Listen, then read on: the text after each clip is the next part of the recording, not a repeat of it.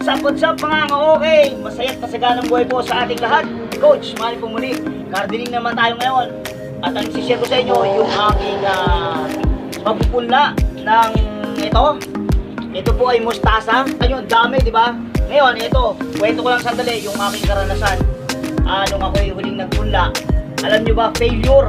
At sobrang nalungkot ako kasi akala ko ay yung pinunla ko ganito rin karami yun. Pero walang tumubo kahit isa. So nalungkot ako, naisip ko baka peke yung nabili kong buto, sayang, diba? O kaya baka expired. Ito lang din na ito. So ayan, tingnan mo, putok mo yan. Yan. Yan, parang ganyan lang din. Yan. Nangyari. O, teka, dito na sa akin. Yan. Parang ganun din ang nangyari at alam nyo, na-discover ko kung paano nangyari na walang tumubo. At ito, panoorin nyo po. Yan, nakikita nyo yan? So, nakita nyo yung buto ng sili. Buto ng sili ang lumalakad na yan. So, tingin nyo bakit yan lumalakad? Kasi binibitbit ng langgam. Gagawin nilang hapunan yan. Ayan o, nakita nyo. Diba? Magic na o. Tumagalaw yung buto. Kaya pala nung mga nakaraan, kaya nagpunla ako.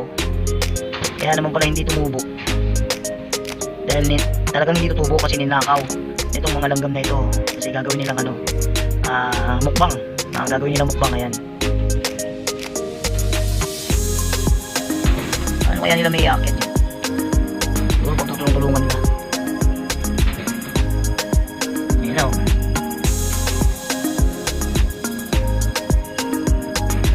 Parang dalawa yung langgam na nagtutulong-tulong eh. Tingnan natin kung paano nila may iakit. Ito na yung isang grupo. Tingnan nyo yung isang grupo. Hindi lang pala isang bumubuhat. Akala ko isa lang. Ayan o, paakyat na. Dala-dala nila yung isang buto. Kung iniwanan ng mga kasama kaya biglang dumausos. Wala, ayan o. Hindi niya nakayanan, binaba niya. O baka nahiya sa akin. Ayan o, lakas o. Naibalik niya o.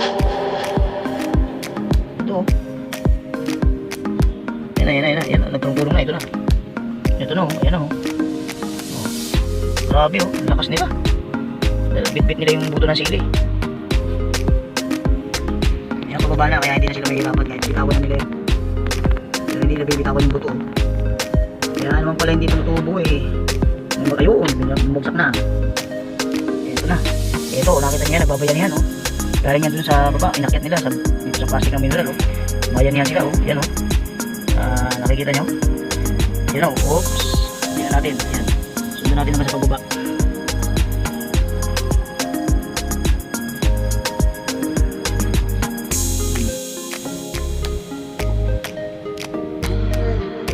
Nyo ha. Yan na. Kita mo? Kahit kaya yung unity natural no? Natural yung unity. Kahit sa mga langgam, ginagawa din pala nila yan. Tulong-tulong para mabuhat nila yung buto ng sili na ang nakilak. Yan na yung buto. Yan, binubuhat na nila. Oh.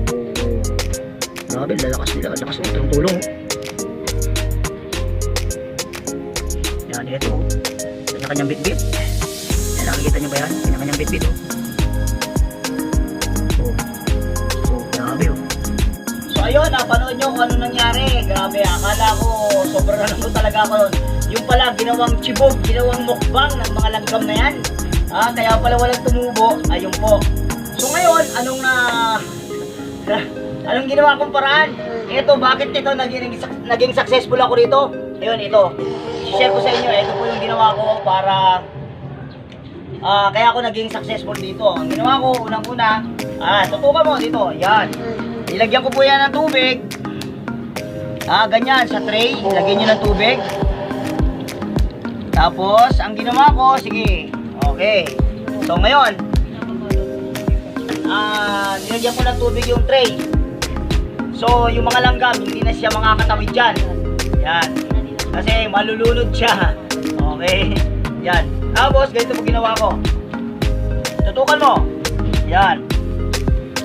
So another tray, yung aking ginawang punlaan, nilagyan ko ng lupa. Siyempre mataba yung lupa. Tapos ayan, may mga butas yan sa ilalim. Tapos ang ginawa ko yan, binudbud ko lang dyan yung mga yung mga buto. At ayan, after 2 to 3 days, ayan na po. Ito siguro mga 5 days na to. Nakita nyo, di ba? Halos lahat tumubo yung aking mga butong ipinunla. Yan. So, yan po yung ating video na gusto kong i-share sa inyo na karanasan ko sa aking pagpupula na kaya naman pala hindi tumubo lahat ng una ay gawa nga ng minukbang itong mga langgam na to. Kaya eto, sa mga marang to, sana makatulong to sa inyo. Diba? Nilagyan ko ng tubig dito sa tray para hindi sila makatawid. At ito ang nagiging resulta. Kaya yun po, sana po meron kayong natutunan sa aking video. Abangan nyo yung next time, itatransplant ko na itong mga mustasa na to. Abangan nyo po sa aking video. Kaya yung mga bago dyan, kung merong bago dyan sa aking channel, pakisubscribe naman po at pakiclick yung notification bell para updated kayo sa ating mga susunod na video. Ayun po, maraming salamat. Mabuhay kayong lahat. God bless you all. Bye!